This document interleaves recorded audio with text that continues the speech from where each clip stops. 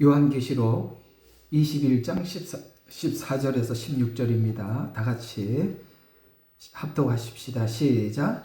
또 그 도성의 성벽에는 12기초석이 있는데 거기에는 어린 양의 12사도 이름이 있더라.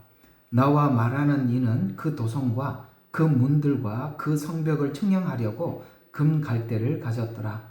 그 도성에 네모 반듯하며 길이와 너비가 같더라. 그러므로 그가 갈대로 그 도성을 측량하니 12,000 스타디온이요 길이와 너비와 높이가 같더라. 또 그가 그 성벽을 측량하니 140 규빗이라. 이는 사람의 척도 곧 천사의 척도라. 아멘. 예. 녹음을 누가 눌렀네요. 아이고 잘했네. 이거 내가 눌러야 되는데 잊어버리고 있었는데. 예. 그래서 누가 이거 녹음을 집사님 들어와서 눌렀구나. 예, 고맙습니다. 깜빡 잊어버릴 뻔했는데. 예. 오늘은 이제 요한계시록 21장 14절부터 16절 말씀을 통해서 우리가 들어가야 될 이게 하나님 나라고 예루살렘의 그 모형을 우리가 가지고 또 하나님께서 이 모형을 통해서 우리에게 하고 싶은 메시지가 무엇인지를 우리가 함께 생각해 보도록 하려고 합니다.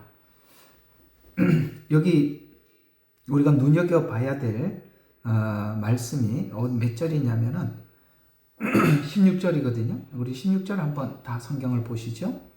자, 그 도성은 네모가 반듯하며 길이와 너비가 같더라. 요 부분입니다. 굉장히 중요한 이야기입니다.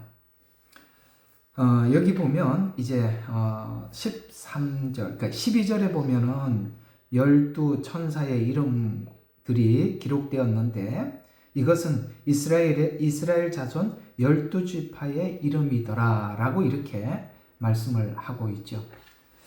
자, 이제 여기 12지파, 12사도, 그 다음에 오늘 이야기하고 있는 정확한 정방형인 이 성의 의미가 뭐냐, 이런 부분입니다.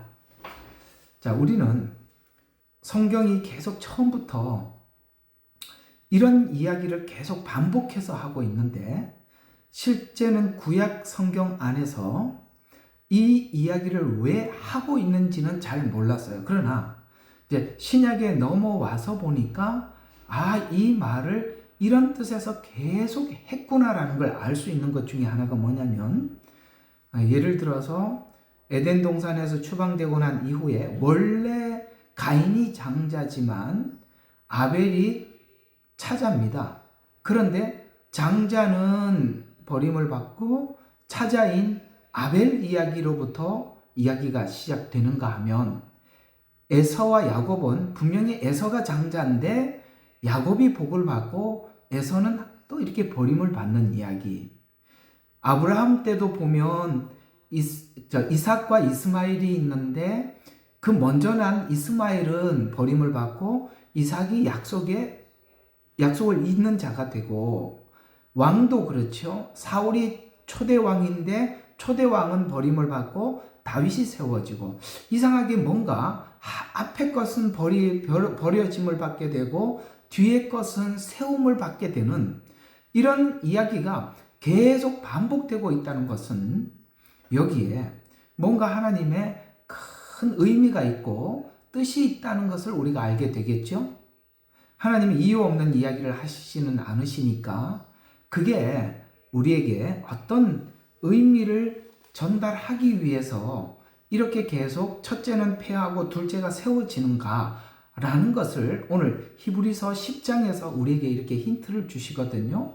자, 우리가 히브리서 성경이 있으시면 히브리서 10장 1절부터 9절까지 우리 한번 쭉 보도록 하겠습니다. 우리가 이거 하나 해결하고 넘어가야 될 중요한 이야기니까 함께 보도록 하죠.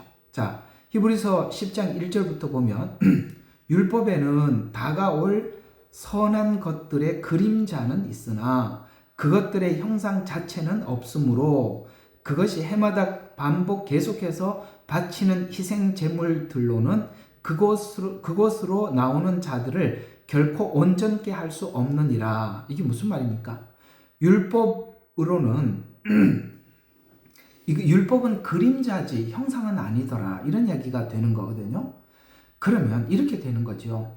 그림자를 계속 먼저 보여주더라, 이렇게 되는데, 그림자를 계속 왜 보여주느냐? 바로 어떤 형상을 설명하기 위한 것이다. 이게 1절의 이야기입니다. 자, 이런 이야기입니다. 요즘에야 뭐 좀 잘 이해할지는 모르겠습니다만, 과거에는 사진 기술이 발전하지 않았기 때문에 누군가를 소개할 때는 그림으로 그려서 이렇게 계속 보여줘야만 했었습니다. 그렇죠? 지금은 이제 사진을 보여줄 수가 있어서 좀 더 상대방에 대해서 정확하게 파악할 수는 있겠지만, 구약에서는 뭔가 계속 그림자를 주는데, 그림자를 계속 보다 보면 형상에 대한 이미지가 우리 머릿속에 그려지겠죠. 화면 켠 사람이라도 고개를 끄덕 그려주시면, 자, 이미지를 계속 보면 형상에 뭔가 이미지가 딱 그려지겠죠. 그렇죠? 그것이었다는 것이죠. 율법은 다가올 선한 것들의 그림자가 있어요. 그러나 그건 형상 자체는 아니래요.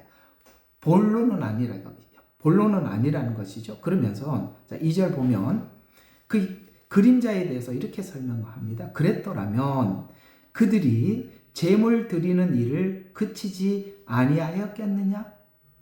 이건 무슨 말이에요? 제물을 계속 드렸다는 얘기가 되는 거죠. 만약에 그 형상이 왔다면 제물 드리는 일을 마쳤을 텐데, 형상이 안 왔기 때문에 계속 제물을 드렸다라고 말을 하는 것은 두 가지 의미가 있습니다. 아직도 형상이 오지 않았다는 뜻이 되기도 하고, 그렇죠? 계속 제물을 드려야 한다는 것은 이 제물을 드리는 것으로는 불완전하다, 이 두 가지를 낸 거예요. 하나는 뭐라고요?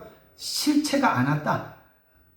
그러나 실체가 오면 이 일이 끝날 것이다. 이 두 가지 의미를 가지고 있죠. 그러면 예수님이 오시고 난 이후에는 이렇게 되는 겁니다. 예수님이 오시고 난 이후에는 구약적 제사를 드릴 필요가 없지요. 그러니까 구약적 제사가 끝났다는 것은 뭘 의미하느냐? 형상이 왔다라는 이야기가 되는 것입니다. 자, 여기서 우리 하나 정리하죠.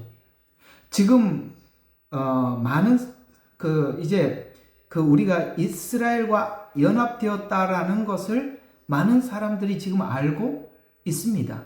그러나 이스라엘과 연합이 되었는데 교회 안에서 연합이 된 것이지 구약 안에서 연합된 게 아니거든요. 그러니까 지금 뭔가 이상한 사람이 등장했는데 교회 안에서 이스라엘과 이방이 연합이 된 게 아니라 구약 안에서 연합이 됐다고 해서 다시 율법으로 돌아가야 되고 이스라엘이 지냈던 유월절을 지켜야 하고 이러는 사람들이 나오더라는 거예요. 지금 현재 우리가 이스라엘과 접붙임을 받았다라고 우리도 그렇게 이야기를 하는데, 일부의 이스라엘에 대해서 부정하는 많은 사람들 이야기 속에는 앞에 말했던 이스라엘에 지난날 드렸던 유월절을 지키고 제사를 지키고 절기를 지켜야 한다라는 사람들은 분명히 이단입니다. 그러나 우리는 그런 사람이 아니죠. 신약적 교회 안에서 연합을 이야기하는 것이지 그들의 제사를 드려야 하고 절기를 지켜야 한다는 것은 아니라 이 말입니다. 그런데 오늘 여기서 뭐라고, 형상이 오면 더 이상 이런 것을 할 필요가 없다라고 말씀하셨죠. 그러니 그걸 안 해야 정상인데 하는 쪽으로 가는 것은 틀린 거예요. 아시겠습니까? 자, 그래서 2절에서 하나 짚고 넘어갔습니다. 그런데 자, 여기 2절에 보니까 이는 경배 드리는 자들이 단번에 정결케 되면 이렇게 이야기합니다. 그러니까 구약에서는 계속 예표로 한 것이 뭐냐면 정결이에요. 정결. 근데 구약에서는 정결이 완전할 수 없는 이유는 뭐냐면 양심상 지은 죄까지는 해결을 할 수가 없었어요. 겉으로 지은 죄는 용서받을 수는 있었더라도 양심상 지은 죄는 용서받을 수 없어요. 무슨 말입니까? 죄의 근원은 해결하지 못했다는 것입니다. 오늘 낮에 설교한 대로 표현하자면 하나님의 말씀이 마음에까지 들어오지는 못하겠다는 거예요. 구약 제사는. 이해가 가시죠? 그래서 예수님께서 십자가의 피 흘림은 단번에 정결케 되면 죄들에 대한 의식이 더 이상 없었을 것이라. 그러나 이 희생 제물을 인하여 해마다 죄들을 다시 기억나게 하였나니, 계속 죄만 기억나게 했다는 것이죠. 이는 황소들과 염소의 피로는 죄들을 제거하는 것이 불가능했기 때문이다. 여러분, 황소와 염소의 피는 그 이스라엘 백성들이 절기 때마다 드리는 제사고, 각자 하나님 앞에 죄인들이 와서 용서받기 위해서 드렸던 제사인데, 왜 황소와 염소의 피로는 불가능했을까요? 이것은 인간이 하나님 앞에 죄를 지었기 때문에 인간의 피만이 용서를 받고 완전한 제사가 되는 것이지, 이것은 대속의 의미는 가질 수 있어도 그것이 인간이 아니기 때문이라는 것입니다. 그래서 예수님은 인간으로 오신 거예요. 아시겠습니까? 이런 염소나 황소나 이런 제물로 오시는 것이 아니라 인간으로 오셨어요. 그것이 주님께서 인간으로 오셔서 우리 인간의 죄를 대속하셔서 구속하신 겁니다. 그래서 성경에 보면 예수님의 대속을 인간의 죄를 대속하셨다라는 인간이라는 말이 굳이 붙은 이유가 거기 있는 것입니다. 여기는 구약에서는 계속 뭘로 했다고요? 염소와 황소의 피로 했다. 그러므로 5절, 그가 세상에 오실 때에 말씀하시기를 주께서는 희생 제물과 예물을 바라지 아니하시고 나를 위하여 한 몸을 예비하셨도다. 주께서 번제들과 속죄제들을 기뻐하지 아니하였으니 그때 내가 말씀드리기를 오 하나님이여 보소서, 두루마리 책에 나에 관한 것을 기록한 것과 같이 주의 뜻을 행하려고 내가 왔나이다 라고 하셨도다.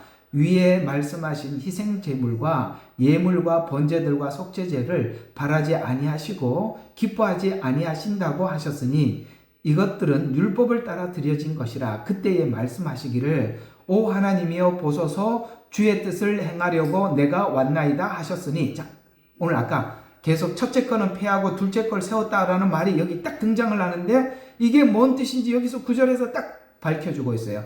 첫 번째 것을 폐하심은 두 번째 것을 세우려고 하심이라. 그래서 아벨이 죽고 아벨이 끝나고, 가인이 아닌 아벨이구나. 그래서 에서가 아닌 야곱이구나. 이스마엘이 아닌 이삭이구나. 사울이 아닌 다윗이구나. 이제 아시겠습니까? 왜 둘째 것은?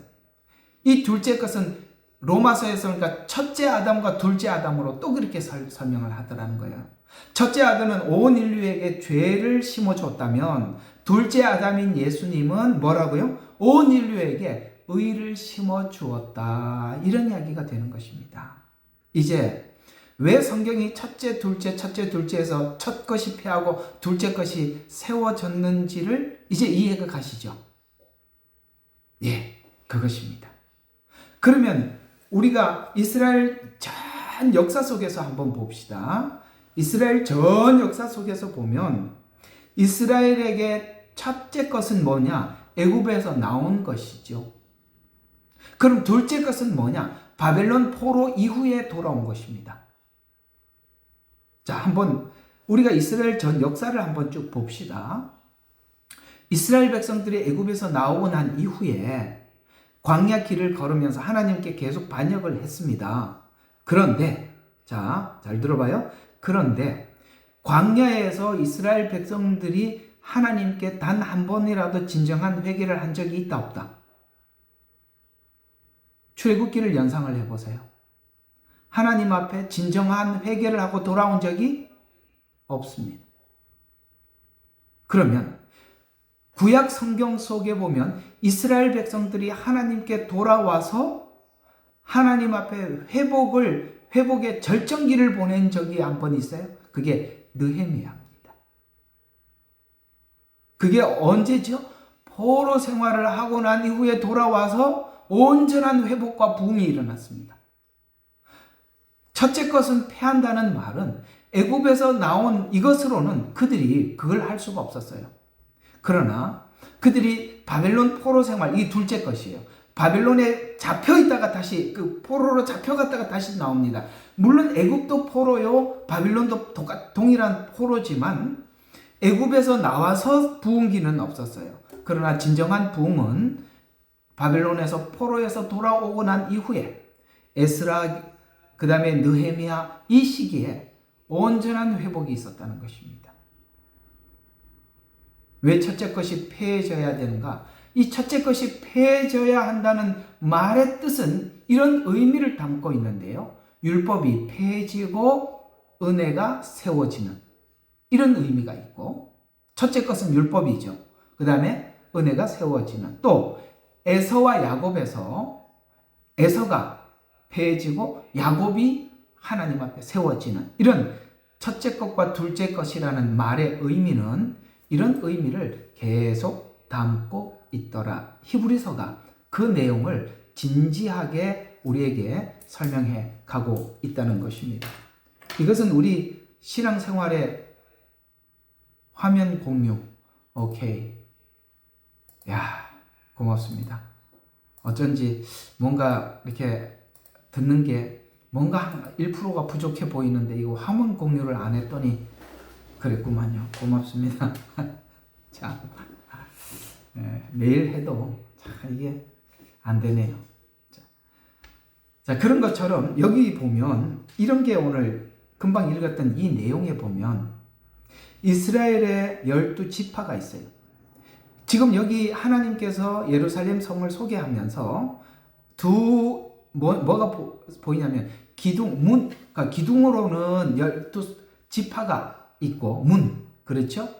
동서남북의 문의 기둥이 이스라엘 12지파 이름이 기록되어 있는데 기초는 12사도의 이름이 있더라라고 이렇게 이야기를 하고 있습니다. 그러면 구약에 있는 12지파는 율법을 상징한다면 여기 있는 12사도는 은혜의 복음을 전한 대표들이에요. 그렇죠? 그러나 율법이 폐해졌지만 율법이 은혜를 은혜답게 하는 데는 너무나도 중요한 역할을 한 것이거든요. 그렇죠? 그런 것처럼 자 이렇게 쭉 가서 보면 자 하나님께서 우리를 구원을 이룬 그 구원이 하나님의 공의라는 틀 안에서 은혜로 구원을 완성하신 거거든요. 공의라는 틀 안에서 은혜로 완성하셨어요. 낮에도 설명한 것처럼 우리는 하나님의 공의가 하나님의 사랑과 은혜 안에서 완성된 복음을 가지고 있어요. 그래서 은혜가 무질서로 가는 것이 아니라 매우 뭡니까? 규범적이고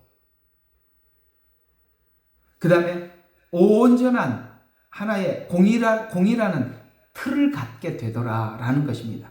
율법은 매우 규칙적이고 아주 질서 있는 법을 이야기한다면 이 질서 있는 법이 은혜 안에서 완성된, 그래서 오늘 여기 하나님 나라를 보니까 뭐라고요? 정방형이더라 라고 이렇게 말씀하고 있는 것입니다.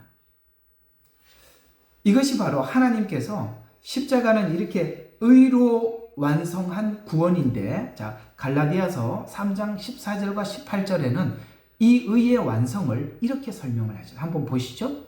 이는 아브라함의 복이 예수 그리스도로 말미암아 이방인들에게까지 미치게 하려고. 만약에 율법으로 의를 완성하려고 마음을 먹었더라면 하나님이 율법을 유대인에게만 줘서는 안 되는 거죠. 그러면 유대인만 의롭게 되고 나머지는 다 심판받을 거 아닙니까? 맞죠? 왜냐하면 율법을 유대인에게만 줬으니까. 그런데 율법으로 의롭게 되려고 사람은 노력을 했지만 결국 오늘 낮에 설명한 것처럼 다 항복을 했단 말이에요. 모두 다 나는 율법으로 의롭게 될 수 없습니다라고 항복을 했어요. 그 항복은 유대인들만의 항복이 아니라 온 인류의 항복과 동일하다. 이렇게 얘기를 하고 있는 겁니다. 우리는 유대인들이 하나님을 버린 특별한 종족으로 볼 게 아니라 뭘로 봐야 되는 거냐면 어느 민족 누구를 선택했더라도 똑같은 결과가 나타났을 것입니다. 중국을 선택했던 백인들을 선택했던 다 누구든지 그냥 그들은 하나의 대표일 뿐이에요. 그래서 하나님 이렇게 얘기해요. 아브라함에게 하나님이 처음에 약속하신 것이 뭐냐면 이 복이 온 인류에게 미친다고 했는데 만약에 율법으로 의롭게 되도록 하나님께서 그렇게 설정을 했다면 구원이 유대인 이외에는 누구에게도 미칠 수가 없어요. 이미 처음부터 하나님의 설정은 온 인류에게 의롭게 하려고 마음을 먹었다는 것이죠. 하나님이 그게 원래 하나님의 계획이었다면 그래서 이방인들에게 미치게 함이며 또 우리로 하여금 믿음으로 말미암아 성령의 약속을 받게 하려는 것이라. 믿음으로 말미암아 성령의 약속을 받은 이 단체가 어디죠? 믿음으로 성령을 받은 단체가 교회 아닙니까? 사도행전이 이 이야기지 않습니까? 예수님을 믿고 유대인이나 이방인이나 자유자나 종이나 여자나 남자나 교회 안에 들어와서 예수 그리스도 안에서 하나가 되게 하려 함이라 이렇게 말씀하셨죠. 그러면 이 교회에 대한 하나님의 구상과 계획은 이미 처음부터 아브라함을 부르기 이전부터 하나님이 계획하신 것이다. 믿음으로 말미암아 성령의 약속을 실제 받은 곳이 교회거든요. 하려는 것이라. 형제들아, 자 이제 우리를 이해시키는 겁니다. 얘들아, 자 사람의 관례대로, 이건 하나님의 관례가 아니라 일반적으로 사람의 관례대로 말하노니 사람의 언약일지라도 확정되고 나면, 서로 약속을 하고 나면 아무도 폐기하지 못하는 것을 폐기하거나 덧붙이지 못한다. 그렇죠? 사람과 사람 사이에도 약속은 그렇다.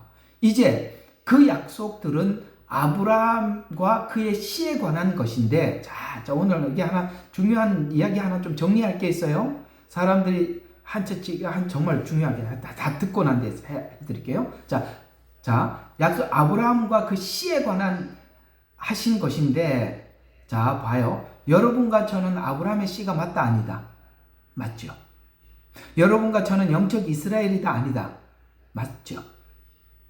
아브라함의 씨와 영적 이스라엘이라는 말은 같은 말이에요. 자, 근데 이렇게 이야기합니다. 그 약속들이 아브라함과 그의 씨에게 하신 것인데 많은 사람들을 가르쳐 씨들이라고, 이게 복수로 쓰지 않고 한 사람을 가르쳐 너의 씨라고 말씀하셨으니 그는 그리스도라. 이제 내가 이것을 말하노니 하나님께서 그리스도 안에서 미리 확정하신 언약을 430년 후에 생긴 율법이 폐기할 수 없으며, 이게 무슨 말입니까? 아브라함과 율법을 받기 전 430년 이전에 이미 받았다. 아브라함은 모세보다 400년 앞에 출생한 사람이니까. 그러면 하나님이 처음부터 아브라함에게 약속한 구원은 믿음으로 의롭게 하겠다고 약속한 구원이죠. 그리고 율법은 430년 후에 받았어요. 그러면 원래 처음 약속은 뭐예요? 믿음으로 의롭다라고 하시려고 하나님은 처음부터 아브라함에게 약속을 해놨고 뒤에 율법은 뒤에 온 거죠. 그러면은 뒤에 왜 율법이 뒤에 왔어야만 하는가? 그냥 믿음으로 의롭게 하시려고 약속한 약속을 그냥 쭉 지켜 나가시지. 오늘 낮에 설명한 거 덧붙여 보세요. 율법이 와야 죄가 죄됨을 알고 믿음으로 의롭게 되려고 하시는 하나님의 의도를 우리가 받아들이게 되잖아요. 그러니까 뒤에 나왔던 율법은 이 은혜, 믿음을 이해시키기 위해서 등장한 것에 불과하지 이게 주체가 아니라는 거예요.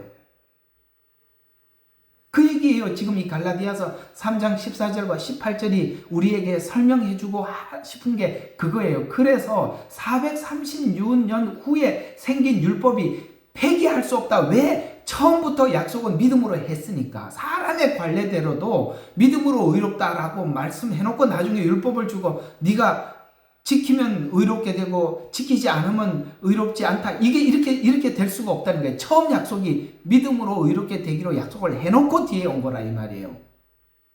이제 이해가 가요? 이 왜 율법의 역할이 뭐고 왜 뒤에 왔는지 그게 나왔더라도 상관없다는 거예요. 처음부터 약속은 그것이 아니었다 이 말이에요. 그 얘기예요. 이 갈라디아서 3장 13절과 18절의 말씀이. 그래서 한 사람을 가르쳐 너의 씨라고 했어요. 그러면 한 사람이라고 말하는 것은 예수 그리스도 한 사람을 이야기하는 거예요. 그러면 예수 그리스도 안에 있으면 누구나 의롭게 된다는 거예요.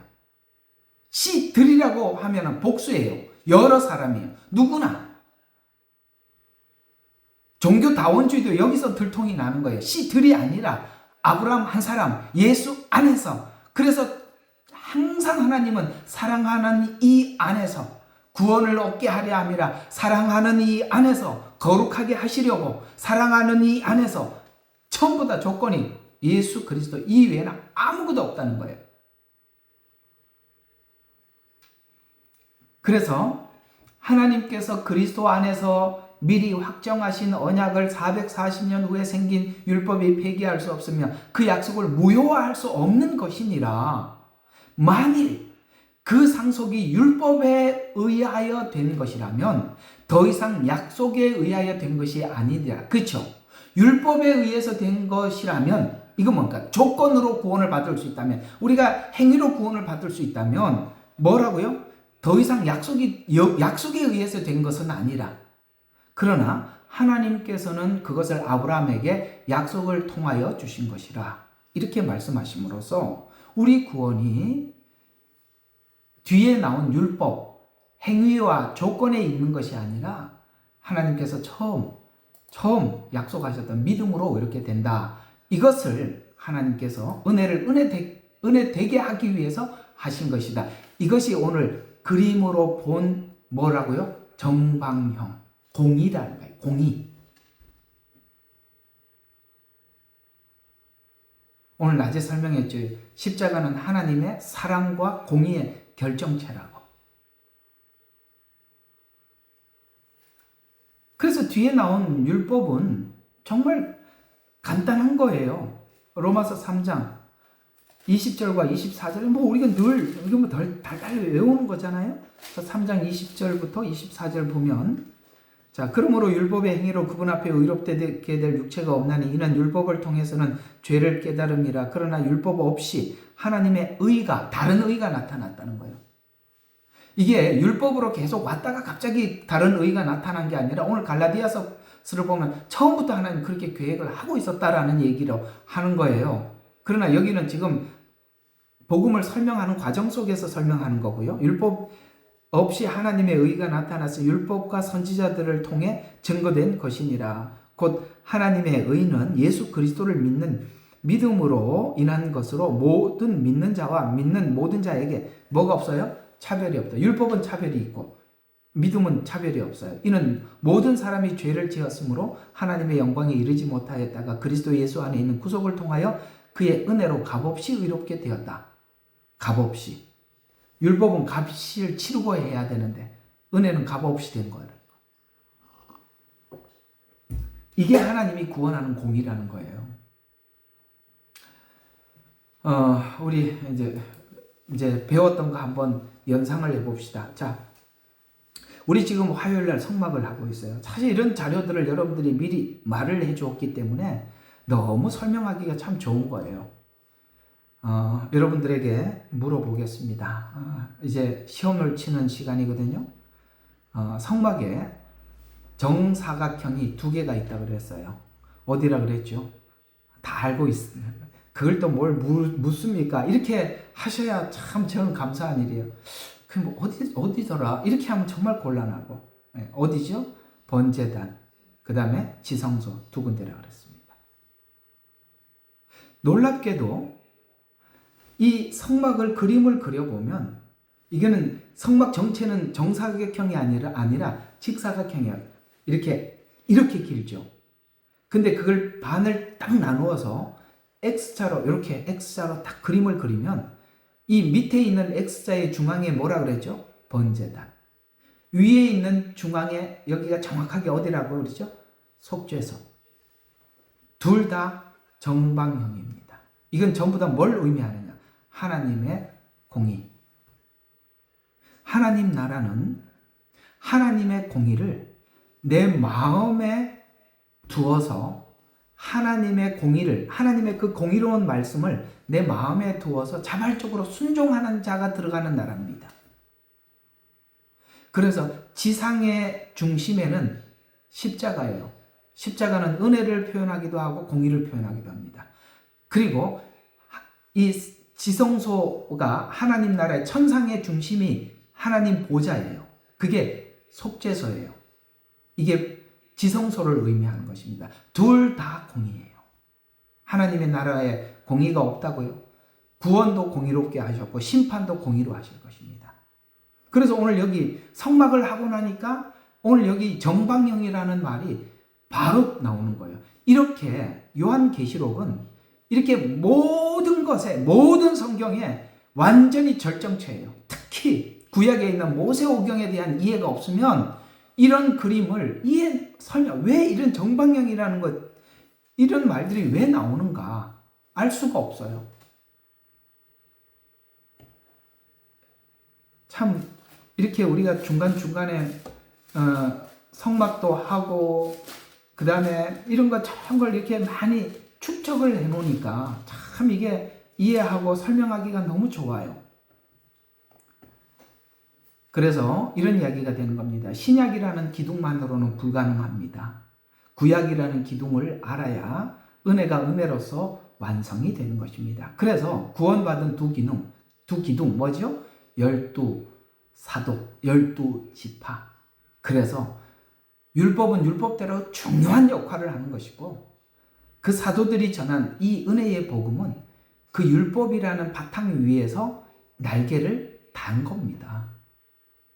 이것이 하나님께서 우리에게 죄와 구원을 설명하는 방식이라는 것입니다. 그래서 오늘 21장 15절과 21절 옛 언약과 새 언약, 오늘 그거 했죠? 옛 언약과 새 언약.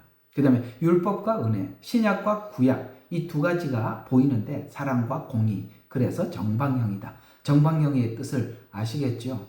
예, 우리는 예수 믿는다는 것은 굉장히 공의로워야 하는 것입니다. 삶이. 예. 자, 그래서 성전이 구약 성전과 어떤 연관이 있으며 어떻게 성전을 확장 설명하는가 보면 새 예루살렘의 치수와 재료에 대해서 설명을 하고 있는데 금줄을 가지고 도시, 그 문들, 성벽을 재는데 도시는 정방형이고 그 너비와 높이가 같고 성막은 벽옥으로 만들어졌고 도시는 순금으로 마치 맑은 유리 같은 깨끗하게 만들어져 있으며 도시 기초는 여러 가지 보석으로 장식되어 있고 문은 진주로 만들어졌다라고 이렇게 말씀을 하고 있는데 이제 이것이 천년왕국 때 성전은 에스겔서에서 설명을 하고 있지만 저는 이 표현들이 여기 이제 벽옥이니 이런 것들이 이제 나중에 이제 제사장 예복을 해야 또 나와요. 그러니까 별걸 다 해야 이런 보석의 의미를 알아요. 그러니까 이게 참 성경이라는 것이 참 깊고 깊어서 이게 이 성경을 가지고 악한 장난을 치려고 하는 사람들에게는 하나님 보아도 보지 못하게 만들어 놓고 은혜를 하나님 앞에 입으려고 간절한 마음을 가진 사람들은 너무너무 깊게 열리는 게 모두에게 공개가 되었지만 하나님이 보여주는 사람에게만 깊게 보여주는, 이게 하나님의 참 성경의 특징이기도 하는데, 이제 나중에 이제 그 제사장 예복을 공부하면은 흉배라는 것이 있어요. 흉배. 여기 이제 제사장 예복을 입고 앞치마처럼 여기 가슴에다가 12보석을 이렇게 장식을 해요. 3개, 그러니까 여기 위에 이렇게 3줄, 밑으로 4줄, 이래갖고 총 12개예요. 이건 이스라엘의 12지파를 상징해요. 거기에 있는 보석들의 이름이요. 벽옥, 그 다음에 여기 하여튼 여기 이제 요한계시록에 나오는 이 보석들이 쭉 나오거든요. 그 다음에 에메랄드, 홍마노, 혹보석, 감남석, 그 다음에 녹보석, 황옥, 노곡, 이런 것들이 전부 다, 수정 이런 것들이 전부 다 제사장 예복 안에 이렇게 하는 거예요. 예수님이 우리를 가슴에 안고 사랑하시는 거예요. 정말 찡하지 않습니까? 예수님 마음속에 우리가 있는 거예요. 이 가슴에. 신랑의 마음속에 신부가 마음에 있듯이. 이렇게 주님은 그런 뜻이 있어요. 그런데 여기 있는 우리가 여러분 진주만한, 그러니까 문을 만들 만한 진주를 본 적이 있다 없다? 없죠. 문을 만들 만한 진주가 지구상에 어디 있어요? 요만한 진주 이만해도 이거 뭐 굉장한데 문을 만들어요. 주님이 그렇게 하신답니다. 근데 저는 모르겠습니다. 그냥 이거는 뭐 제 생각이에요. 항상 저는 제 생각은 제 생각이라고 이야기를 하고 말씀을 드리면은, 이런 보석들을 쭉 설명한 이유를 저는 나름 이렇게 생각을 합니다. 우리가 세상에 제일 쓸모가 없는데 제일 가치 있는 게 보석인 것 같아요. 엄청나게 비싼데, 그렇죠. 실제 실용성은 진짜 없어요. 그걸 왜 그렇게 돈을 많이 주고 사는지는 잘 모르겠습니다. 돈이 너무너무 많으신 분들은 비싼 그림을 사다 놓더라고요. 저는 그 그림을 보고 왜 비싼지 저는 모르는 사람인데 자기들끼리 그걸 값을 매겨놨는지 모르겠습니다. 또 하나는 그 유튜브 보니까 그런 게 나와요. 자, 요거는 100만 원짜리 바이올린, 요거는 1000만 원짜리 바이올린, 요거는 1억짜리. 그러니까 뭐가 다른지 들어보라는데 전 잘 모르겠더라고요. 그 소리 같은데 뭔가 다르대요. 그러니까 듣는 사람들은 듣는가 보죠. 그냥 저는 그렇습니다. 그게 그거예요. 보는 사람만 보는 것 같아요. 보석이라는 것이 그렇고, 어쨌든 왜 그렇게 보석이라는 이름으로 이렇게 쭉 설명을 하느냐? 우리가 생각할 때 가장 가치 있는 이걸 우리에게 설명해 주려고 하지 않나. 실제 그것이 보석이냐, 벽옥이냐, 그건 모르겠다 이 말이에요. 그냥 제 생각이에요. 이거는 뭐 바닥 타일이 전부 다 뭐 진주냐, 그건 잘 모르겠다. 문이 진짜 진주냐, 잘 모르겠다. 그러나 우리가 가장 값지게 여기는 것들이 그것이니까 성경은 그걸 상징으로 이야기하는 건지 실제 보석인지는 가보면 알겠죠. 그거 가지고 더 이상 왈가왈가하지는 않기. 또 그거 가지고 나하고 틀린다 헤어지자 그러지는 말기. 자, 그래서 의미는 이런 이야기가 되는 것입니다. 하나님 나라는 하나님의 사랑과 공의로 완성하는 집이에요. 그래서 주님께서 우리에게 하나님의 거처로 우리에게 지어져 가느니라 라고 말씀하셨죠. 그렇죠?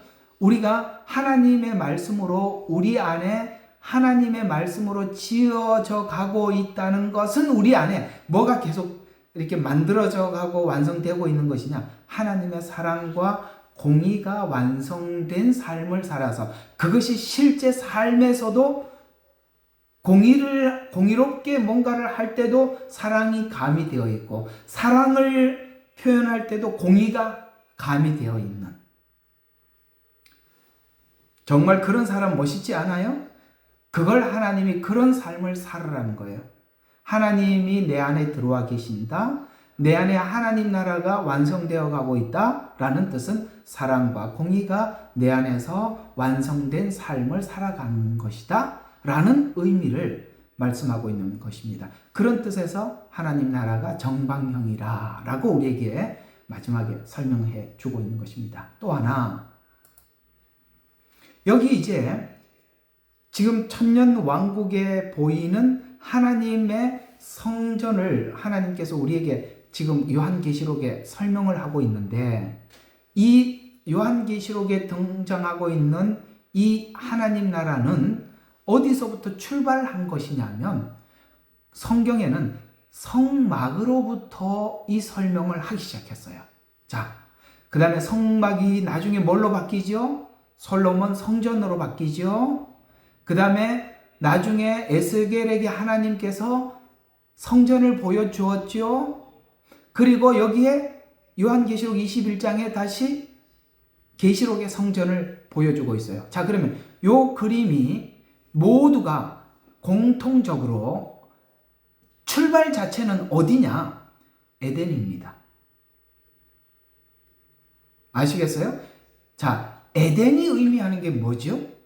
하나님과 인간이 함께하는 곳이라는 상징입니다. 함께라는 상징을 가지고 있어요. 그러나 에덴에서 추방된 이후에 인간의 생각은 우리가 선악과를 먹는 날에는 죽으리라고 했으니까 죽음도 찾아왔을 뿐만 아니라 하나님과 우리 관계도 끊어졌다라고 생각을 했습니다. 그러나 에덴에서 추방되자마자 아벨과 가인은 하나님께 나가 제사를 드림으로써 하나님과 우리 관계가 끊어진 게 아니라 연결되어 있다라고 성경은 설명해 주고 있는 것입니다. 그래서 초창기의 족장시대는 아브라함과 이삭과 야곱, 이걸 보고 족장시대라고 표현하는데요. 그때는 이스라엘 백성들이 그들이 하나님께 예배를 제단을 쌓아서 드렸어요. 야곱이 베델에서 제단을 쌓고 그렇게 했지요. 제단, 이것은 또 뭘 상징한다고 해요? 하나님과 그 그림이 있잖아요. 하나님과 우리 사이에 이렇게 뭐 미칼렌젤로 이렇게 이거 이렇게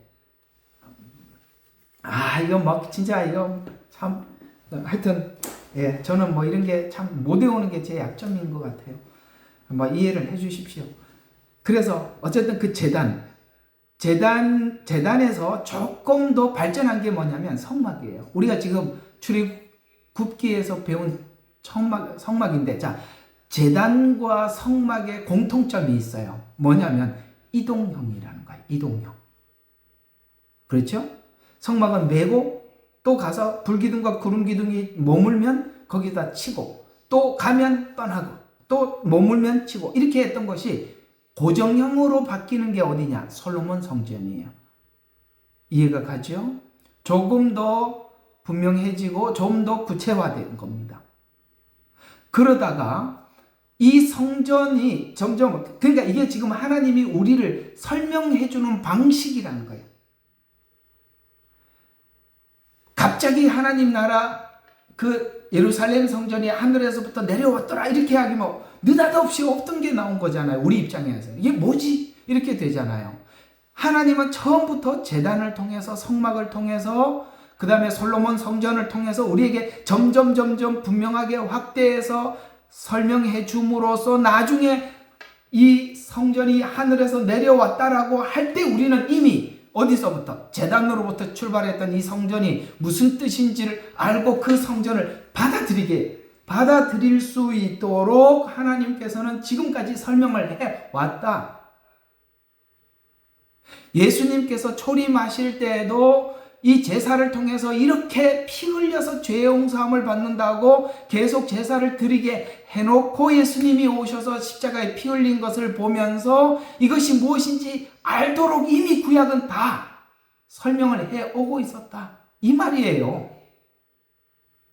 그래서 첫째 것을 폐하에 있는 것은 전부 다 첫째 것은 그림자요, 예표니까 그걸 붙잡지 말라는 거예요. 그거는 뒤에 걸 설명하기 위해서 준 거다. 율법도 은혜를 깨닫게 하기 위해서 준 건데 그걸 붙잡고 있으면 틀린 거다. 이 말이에요. 우리는 이미 예수 그리스도께서 성전이 되셔서 우리 안에 들어와 계시는데 무슨 이스라엘 백성들이 하는 것처럼 거기 가서 제사를 지내고 왜 절기를 지내요? 성전인 주님이 내 안에 있는데. 간단하게 해결할 수 있는 이야기들 아닙니까?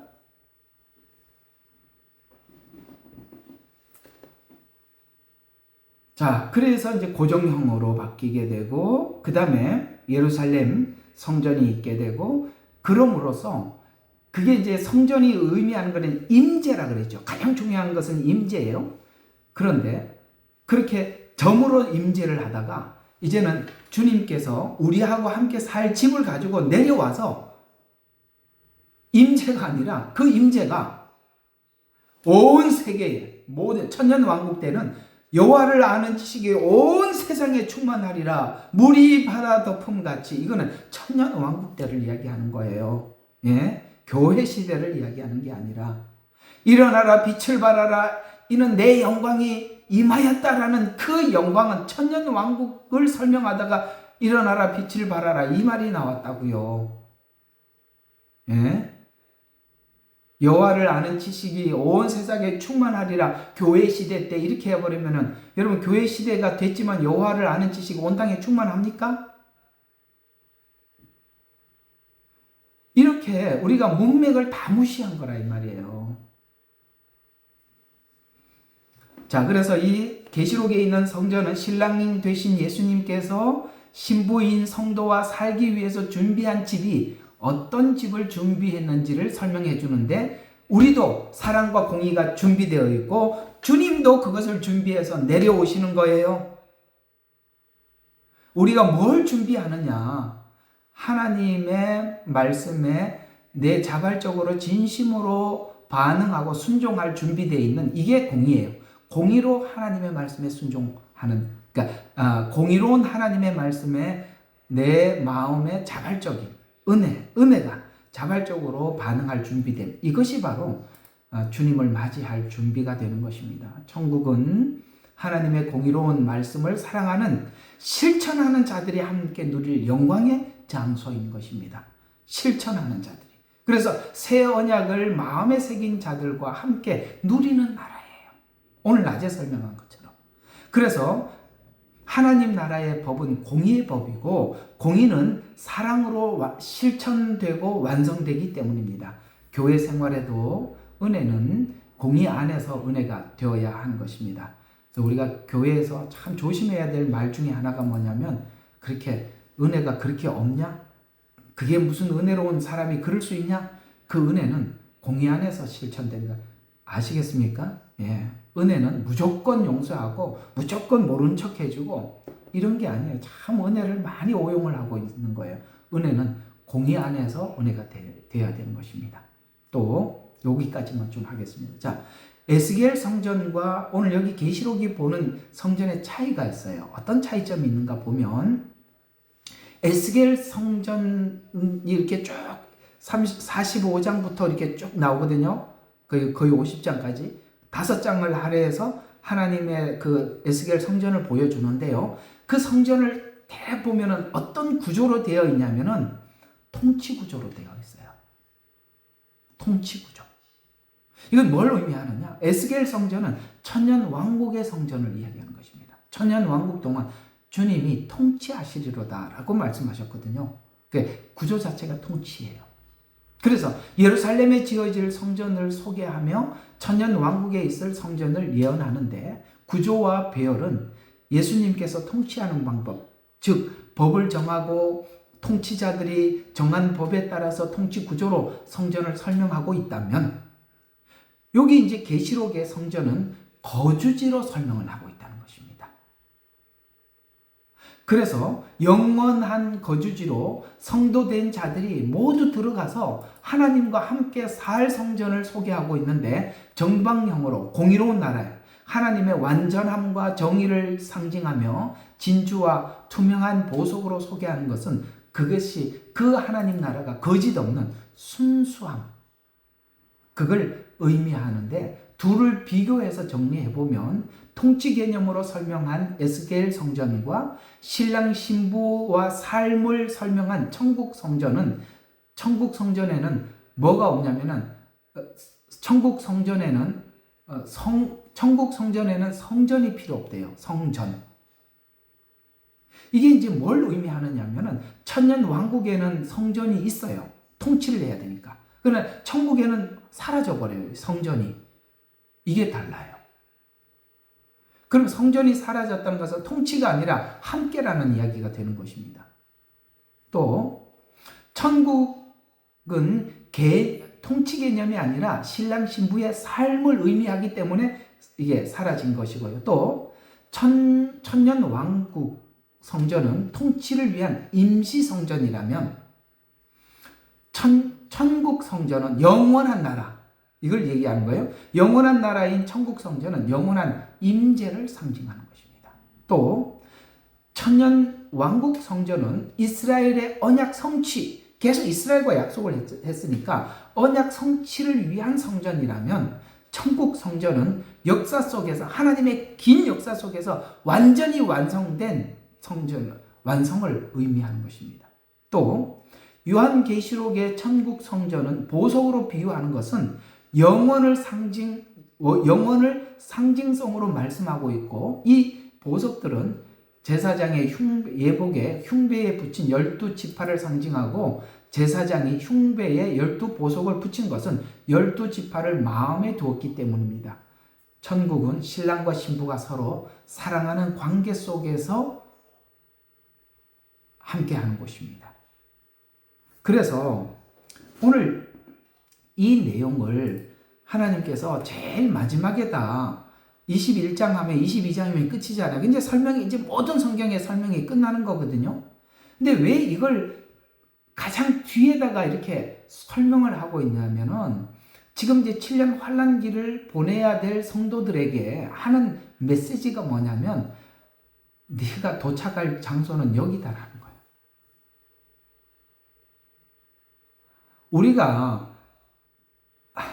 우리 막 이런 적이 있어 보셨을 거예요.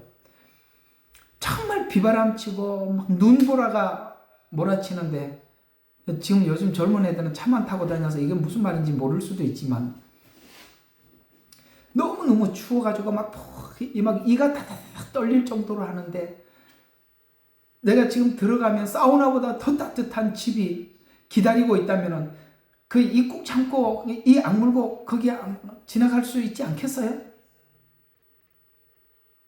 조금 있으면 거기 가서 탁 들어가면 끝인데, 그죠? 이 환란이라는 게 그런 거예요.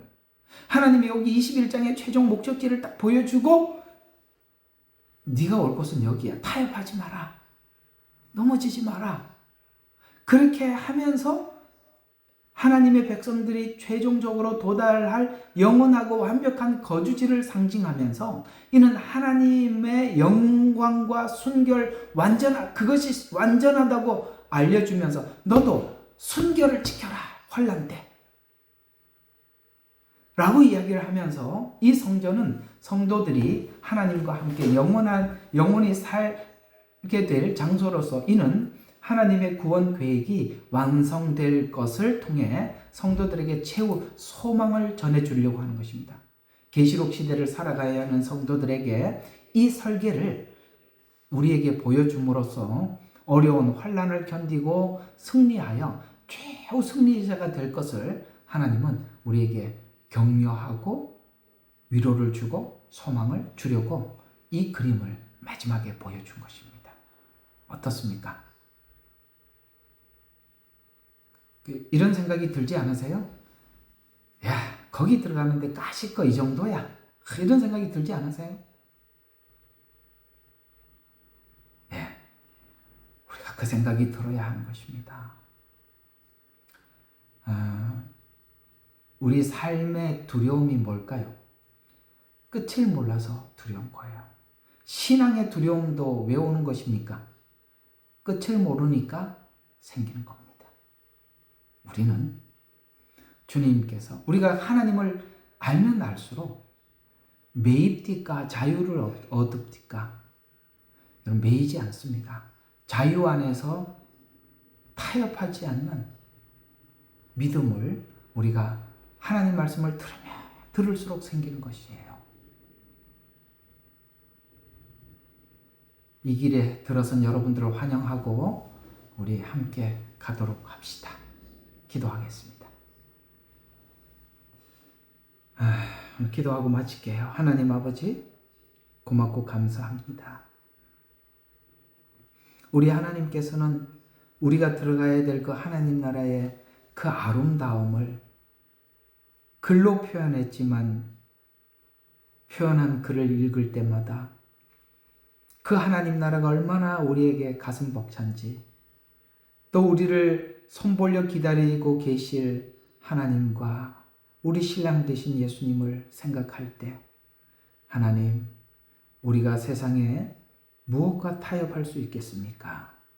아버지 하나님, 우리의 발걸음을 멈추지 말게 도와주시고 하나님 말씀을 깊이 열어주셔서 아버지 하나님, 세상과 타협하지 않는 아버지 하나님, 하나님의 정결한 신부로 준비되게 하여 주시되, 오늘 정방형 하나님 나라를 우리에게 보여주면서 우리 마음속에 공의를 잃지 말라라고 말씀하신 그 말씀을 우리 마음속에 새기게 도와주시옵소서.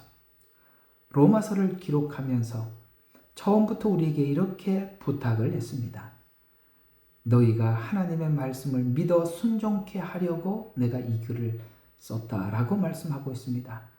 믿음이 순종하러 가는 공의, 그것이 하나님이 우리에게 요구하는 신앙이요, 우리가 하나님 앞에 목표하는 믿음이오니 주여, 이 길 가게 도와주시옵소서. 멈추지 말고 나가게 해 주시옵소서. 감사합니다. 모든 영광 하나님께 돌려드리며 우리를 구원하신 예수 그리스도의 이름으로 기도드렸습니다.